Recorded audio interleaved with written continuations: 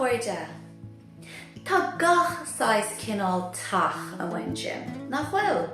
Tá órasán, agus bungalow, agus caravan, agus gnáthithe, tithe móra, tithe beaga, agus fiú Puball.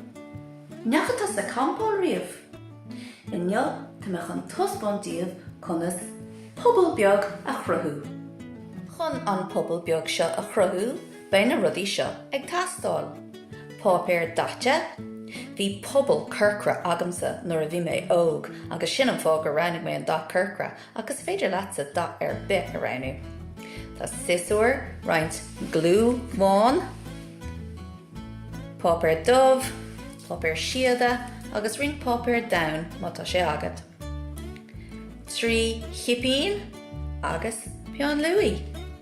An chéad rud atá le déanamh ná tríontáin a chruthú as na cipíní.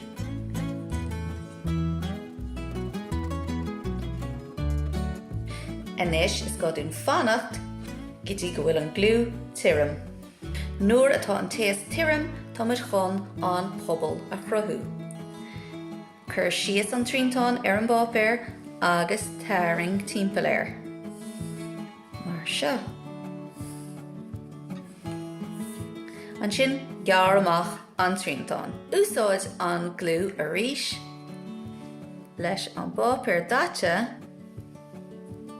a ghramú leis na cipíní.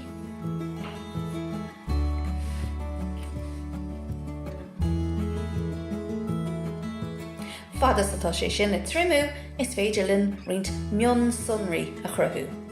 Tá mé chun an páipéir dubh seo úsáid le doras beag a chruthú. Thám se ó dhéanamh de lámh, ach is féidir leatsa é haingtear dús más míon leat.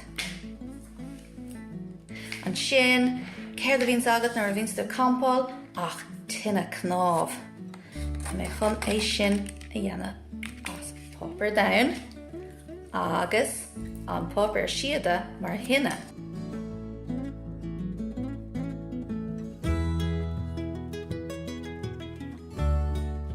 Leis an tine a críochnú, stróic píosaí beaga don páipéir siada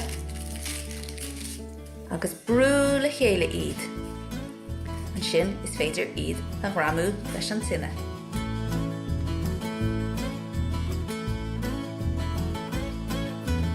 Cuireann sé seo feadh campála orm ach féidir go bhainnig mé go dtí an saoire seo thugann. Slán!